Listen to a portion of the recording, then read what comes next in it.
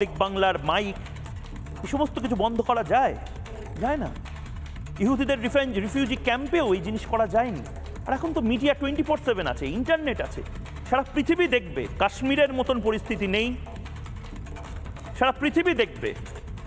পাকিস্তানে কেউ নেই, পশ্চিমবঙ্গে যে পশ্চিমবঙ্গ নোবেল এনেছে, অস্কার এনেছে, যে পশ্চিমবঙ্গ এতগুলো জাতীয় পুরস্কার এনেছে, সেই পশ্চিমবঙ্গে কিছু মানুষ হিন্দু হওয়ার অপরাধে রিফিউজি ক্যাম্পে রয়েছে। সেই ছবি দেখি আর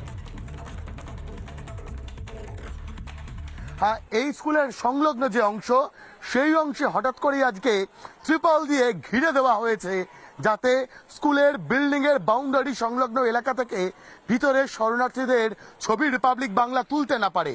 রিপাবলিক বাংলাকে আটকানোর মরিয়া চেষ্টা স্থানীয় প্রশাসনের। রাজ্যপাল সিভি আনন্দ বোস তিনি এসে পৌঁছবেন, একই সঙ্গে জাতীয় মহিলা কমিশনের প্রতিনিধি দল তারাও এসে পৌঁছবেন এই হিন্দু শরণার্থীদের সঙ্গে কথা বলে তাদের অভিযোগ শোনার জন্য।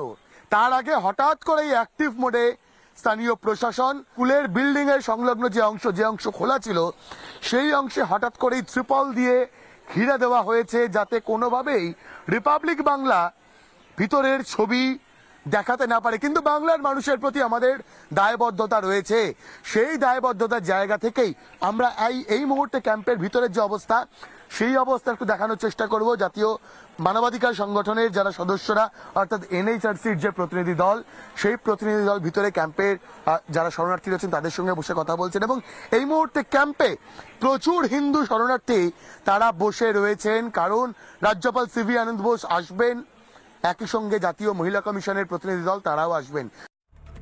নানা ধরনের কন্টেন্ট দেখার জন্য লাইক করুন, শেয়ার করুন আমাদের ফেসবুক পেজ।